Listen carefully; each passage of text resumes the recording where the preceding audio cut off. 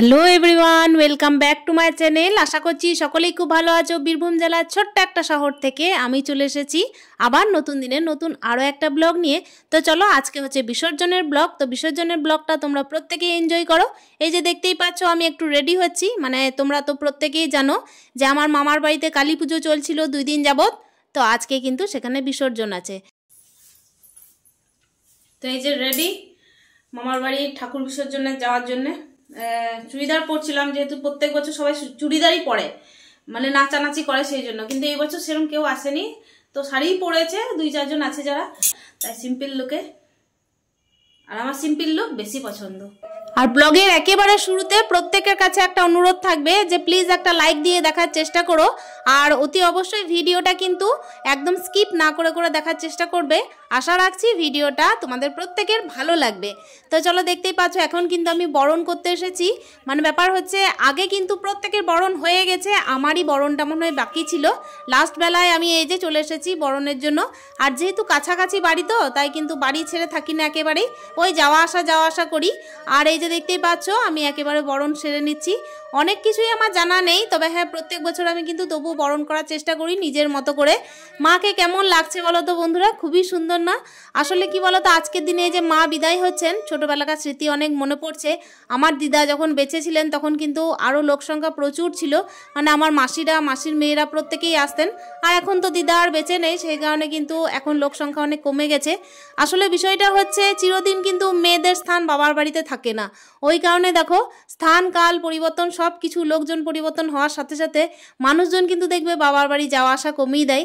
আমার যা মনে হয় সেই কারণেই দেখো এখন বিসর্জনে মাসিরাও আসে না, মাসির মেয়েরাও আসে না, এমনকি কালী পুজোতেও আসে না। তবে কি বলো তো, আমি যেহেতু কাছে আছি তো তাই যাওয়া আসাটা আমি রেখেছি এখনো পর্যন্ত। তো এই যে দেখতেই পাচ্ছ খুব ভালোভাবে কিন্তু আজকের দিনটা আমরা এনজয় করেছি। এখন যদিও বা লোক সংখ্যা অনেকটাই কমে গেছে, তবুও আগেকার দিনগুলো মনে পড়ে কিন্তু এই দিনটাকে আমি ধরে রাখার চেষ্টা করি। আমি স্মৃতিচারণ অতি অবশ্যই করে যাব। আর এই যে নিজের মনে যা এসেছে সেইভাবেই কিন্তু মাকে ভক্তি ভরে বরণ করলাম। আর এখন কিন্তু মাকে মিষ্টি খাইয়ে দেব। আসলে অনেক কিছুই আমি জানি না, জানো তো, তবুও কিন্তু করার চেষ্টা করি। ওই যে দেখেছি ধান দুর্ব দেয়, তার সঙ্গে হচ্ছে মিষ্টি খাওয়ায়, গাল শাকে, এই সমস্ত কিছু। আর এখানে কিন্তু কেউ নাকি পা ধোয়নি, তো আমি কিন্তু পাটাও ধুয়ে দিলাম, এত কিছু জানা ছিল না। আর এখানে কিন্তু আমি পা ধুয়ে দেওয়ার পর এই যে দেখতেই পাচ্ছ মিষ্টি জল দিচ্ছি। আর প্রত্যেকে এও স্ত্রীরা মিলে কিন্তু সিঁদুর মাখামাখি করে, জানো, আজকের দিনে। আর প্রত্যেকে না লাল পেরে সাদা শাড়ি পরেছে, বেশ সুন্দর লাগছিল দেখতে। মানে পুরোটা লাল নয়, আবার পুরোটা সাদা নয়, সবাই কিন্তু একই রকমের দেখছি শাড়ি পরেছে। আমি একটু অন্য রকমের পরেছি, আর একটা বউ ছিল কিন্তু সে অন্য রকমের পরেছে। তো চলো বন্ধুরা, আজকে কিন্তু আমার মামার মেয়েরা আছে শুধু। আর এমনিতে কি বলতো, মারা মামিমারা মামারা এই সমস্ত লোকজনই আজকে আছে। তবে আগেকার দিন ছিল জানো তো, যখন পাড়া ভর্তি লোকে না, এই যে আমার মামার বাড়ি হচ্ছে কর্মকার বংশ, তো কর্মকার বংশের কালী পুজোয় কিন্তু গোটা পাড়া ভর্তি লোক বিসর্জনে যেত। কিন্তু এখনকার দিন পুরো পরিবর্তন হয়ে গেছে। আগে কিন্তু আমি দেখতাম ছোটবেলায়, যখন একেবারে ওই মোটামুটি 5-6 বছর বয়স থেকে দেখে আসছি, মানে জ্ঞান হওয়া থেকে দেখে আসছি, যে গোটা বিসর্জনে কিন্তু রাত্রিবেলায় লোক খাওয়ানো হতো। আর গোটা পাড়ার মানে যতজন পারতো সবাই মিলে কিন্তু নাচানাচি করতো। তবে এখন দেখো আধুনিক যুগে লোক সংখ্যা কমে গেছে, তবু কি বলতো আমরা কিন্তু বিসর্জনে এনজয় করি। মানে ওই যতজন মিলে নাচতে জানি আর কি, বা নাচতে পছন্দ করি, সবাই কিন্তু আজকের দিনটা মাতিয়ে রাখি। অবশ্যই এই দিনটা তো বছরে একবারই আসে। আর এই যে দেখতেই পাচ্ছ এই স্ত্রীরা মিলে কিন্তু নানা রকমভাবে নিজেদেরকে মানে সাজিয়ে তুলেছে একই রকম করে। আর এই যে দেখো সবাই মিলে একটু বরণ করার পরে সবাই মিলে কিন্তু মায়ের চারিদিকে 7 বার ঘোরার পর কিন্তু একটা ঘট আছে, মানে ওই ঘটিটা দিয়ে জল সরিয়ে একেবারে রুমের ভেতরে নিয়ে চলে যাই, মা কালীর রুমের ভেতরে। তো ওখানে গিয়ে কিন্তু সবাই মিলে প্রণাম করি, সিঁদুর মাখামাখি করি, তারপর কিন্তু মাকে বিদায় জানাই। তো এইভাবেই মানে মাকে বিয়ের টাইমে যেভাবে আর কি মেয়েদেরকে বিদায় করা হয়, সেইভাবেই কিন্তু মাকেও বিদায় করা হয়, ঠিক একই রকম প্রসেসে।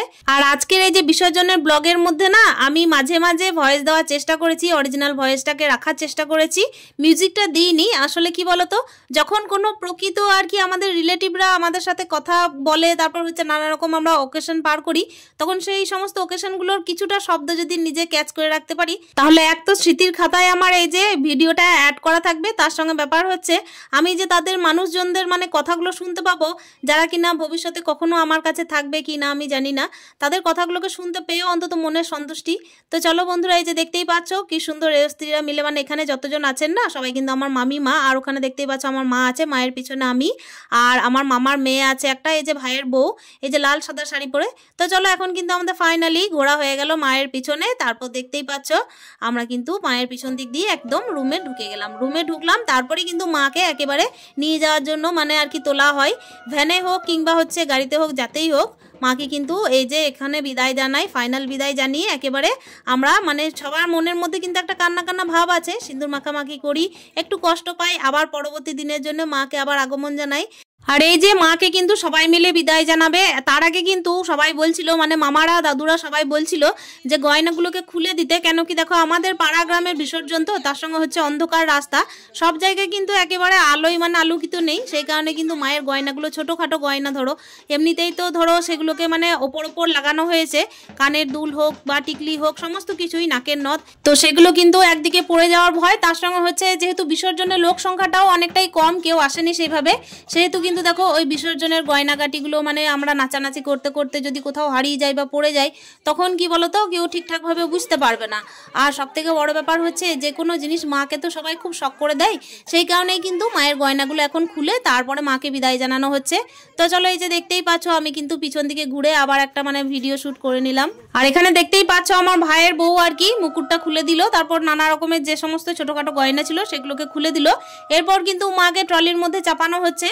দুই ভাই আমার দাদুরা, তো দুই ভাইয়ের মধ্যে কিন্তু এক ভাইয়ের হচ্ছে একটা ছেলে মানে হচ্ছে আমার এক মামা, আর তার সঙ্গে হচ্ছে আর এক বড় দাদুর 3 ছেলে, তো এই মিলেই কিন্তু সবাই মিলে পুজোটা করা, মানে 4টে মামা মিলে পুজোটা করা।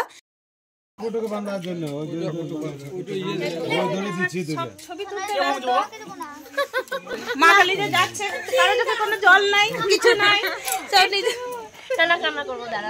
তো এই বছর যে 3 ভাইয়ের মানে বাড়িতে খাওয়া দাওয়া হলো সেই 3 ভাইয়ের পালি, আর পরের বছর কিন্তু যে দাদুর একটা ছেলে সেই মামার আর কি পালি হবে।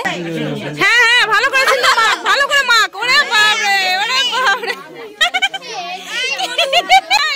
দেখা দেখা, এই শোন মানাবে, পিছন দিকে একটা লেজ চাই, পিছনে একটা। তো এইভাবেই কিন্তু আমাদের কালী পুজোটা হয়ে থাকে মামার বাড়িতে। তো চলো বন্ধুরা এই যে দেখতেই পাচ্ছ আমরা কিন্তু খুব হাসাহাসি করছি, তারপর তো নাচানাচি করবোই। আর নাচানাচি দেখার পর না আমি আজকে ভিডিওটা এডিট করার সময় আমার নিজেই ভাবছি যে এমা কেমন কেমন নেচেছি আমরা। আসলে কি বলো তো, যখন কোনো বিসর্জন হয় না উন্মাদের মতো নাচা হয়, এত কিছু মানে মাথায় থাকে না। আর এই যে দেখতেই পাচ্ছ আমার পাশে যে দাঁড়িয়ে আছে সেটা হচ্ছে আমার বড় মামার মেয়ে, তাদের বাড়িতেই কিন্তু কালকে খাওয়া দাওয়া করেছিলাম দিনের টাইমে। আর এখন চলো আমাদের কিন্তু সিঁদুর মাখামাখি হচ্ছে, মানে প্রচুর সিঁদুর মাখিয়ে দিয়েছে আমাকে তো মানে এত সিঁদুর মাখিয়েছে যে মাথা কিন্তু আমার ধরে মানে ঝাঁতা অবস্থা হয়ে গেছিল রাত্রের টাইমে। গাদা গুচ্ছে দিয়ে দিয়েছে একদম, গালখানি ঘষে দেখি, বেশি ঘষে দিল না একটু, এটা দেখি এটা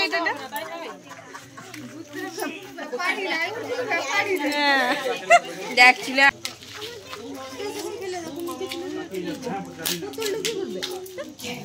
দুই বান্ধবী কিন্তু দেখতে একদম জমজ যেন। আর এই যে যাকে দেখতে পাচ্ছ ইনি হচ্ছেন আমার বড় দিদা। আসছে বছর আবার হবে নাকি? আসছে বছর আবার হবে আসছে বছর। আমি এই সাউন্ড অফ হবে না তো, মিউজিক নাই তো। আসছে বছর আবার হবে নাকি চন্দন? আসছে বছর আবার হবে, আসছে বছর আবার হবে। আর বাচ্চা ছেলেরা যারা ছেলে আর কি মানে ছেলে পুরুষ মানুষ তারা কিন্তু এখন পাঞ্জাবি পরেছে প্রত্যেকেই একই রকম পরেছে, মানে প্রত্যেকে কালার আলাদা আলাদা কিন্তু পাঞ্জাবি পরেছে প্রত্যেকে, সবাই মিলে কিন্তু এবার বিসর্জনে যাব। বাচ্চারাও কিন্তু এই 2 দিন যাবত না প্রচুর রাত জাগছে জানো, মানে ওদের মধ্যে এত এনার্জি যে কোথা থেকে আসে, মানে বড়দের থেকে কিন্তু বাচ্চাদের এনার্জিটা দেখবে সত্যি করেই বেশি হয়, ওরা কিন্তু কোনোভাবেই ক্লান্ত হয় না, আমরা বড়রাই যেন কিভাবে ক্লান্ত হয়ে যাই। আর এই যে এবার আলোর রোশনাই চারিদিকে আলোকিত হয়ে উঠছে, একটু আধটু তো দেখো ছোট পুজো হোক বড় পুজো হোক বা ঘরোয়া পুজো হোক সমস্ত রকমের আয়োজন কিন্তু করা হয়েছে যা যতটা সাধ্য। তো চলো সবাই কিন্তু নিজের মতো করে আনন্দে কাটাক আজকের দিনটাকে। আর আমরা কেমন নাচানাচি করেছি তোমরা হয়তো কমেন্টে বলবে, আমরা সত্যি করেই পাগলের মতো মেয়েরা নাচানাচি করেছি জানো তো।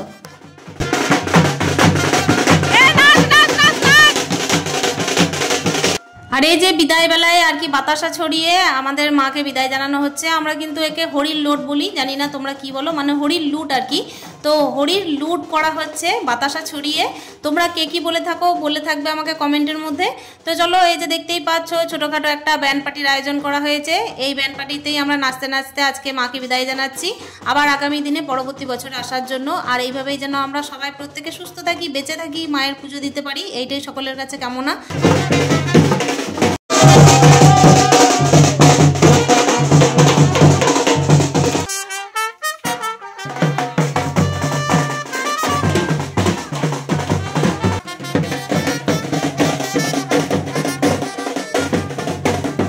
আর এই যে নাচ আরম্ভ করলাম, কখন যে নাচ আরম্ভ করেছি, কটা পর্যন্ত যে নেচেছি কোনো মাথার মধ্যে কিচ্ছু ছিল না জানো তো।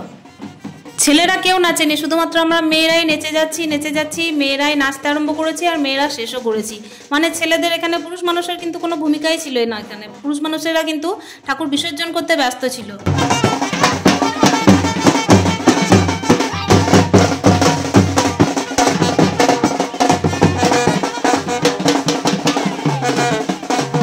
আর এই যে রাস্তার মাঝে মাঝে দাঁড়িয়ে যে যার মতো করে যার কাছে যা বাজি আছে সেগুলোকে ফাটাতে লাগছে। আসলে এটাকে তো স্টোরেজটা শেষ করতে হবে। আর তারপর কিন্তু আমরা দেখো ঘুরে ফিরে মানে গোটা গ্রাম ঘুরে আবারও মা কালী মন্দিরের সামনে চলে এসেছিলাম। তারপর কিন্তু মা কালী মন্দিরের সামনে যে কী নাচ দিয়েছি তোমরা দেখলে নিজেরাই বলবে যে বাপরে বাপ এরা মেয়ে বটে একখান। তো দেখো এখানে কিন্তু ভাইয়ের ছেলের সঙ্গে একবার নাচ দিলাম, তারপর কিন্তু সব মেয়েগুলো মিলে একসাথে নাচ দিলাম। ভাইয়ের ছেলেও কিন্তু প্রচণ্ড এক্সপার্ট জানো তো, নাচানাচি করতে খুবই ভালোবাসে। আর ওর সাথেও কিন্তু আমরা সবাই মিলে মানে একটুখানি নাচ করলাম। তারপর দেখো আবার মেয়েরা কিন্তু লেগে পড়লাম নিজেরা নাচ করতে।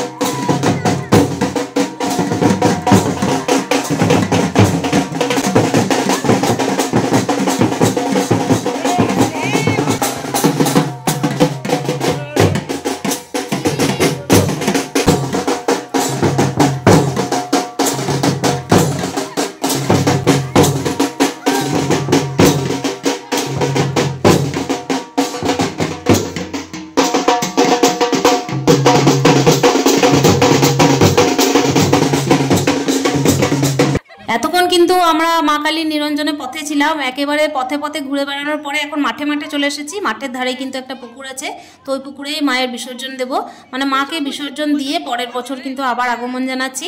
আর এই যে দেখতেই পাচ্ছ অন্ধকার, যে যার মতো করে লাইটের ফ্ল্যাশ জ্বেলেছে, মানে ফোনের ফ্ল্যাশ জ্বেলেছে। তারপর কিন্তু একটু তো আলোর ব্যবস্থা করা হয়েছিল, তবে হিউজ পরিমাণে লাইট ছিল না, তবে যেটুকু লাইট ছিল সেটুকু আমাদের ছোটখাটো পুজোর জন্য পর্যাপ্ত ছিল। মানে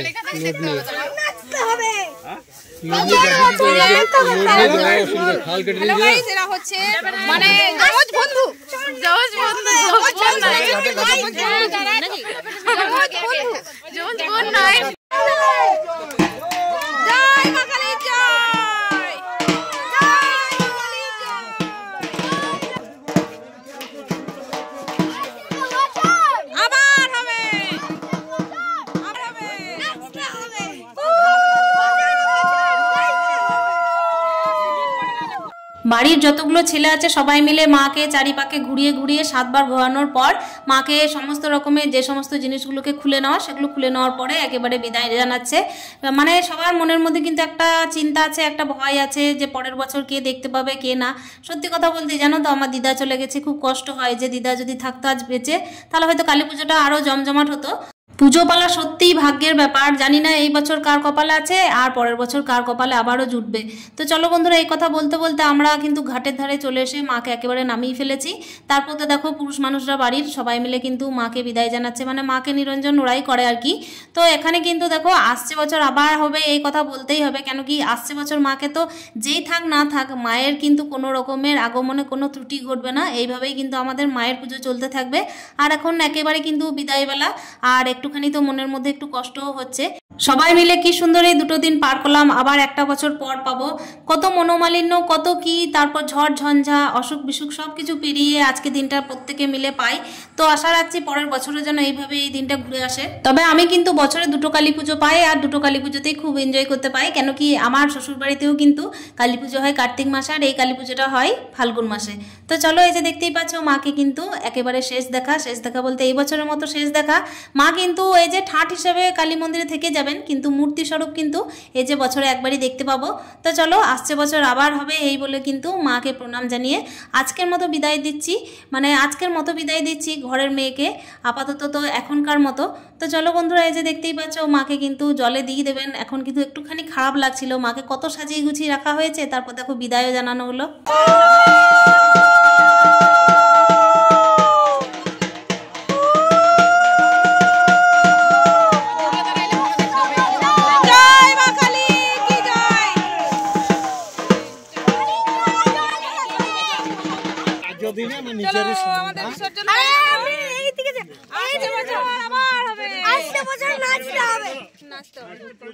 আর এই যে ব্লগের লাস্ট মুহূর্তে চলে এসেছি, মন্দির কতটাই না খাঁখা করছে বলো। এবার চলো বাড়ি ফিরে যাওয়া যাক, কি আর করা যায়।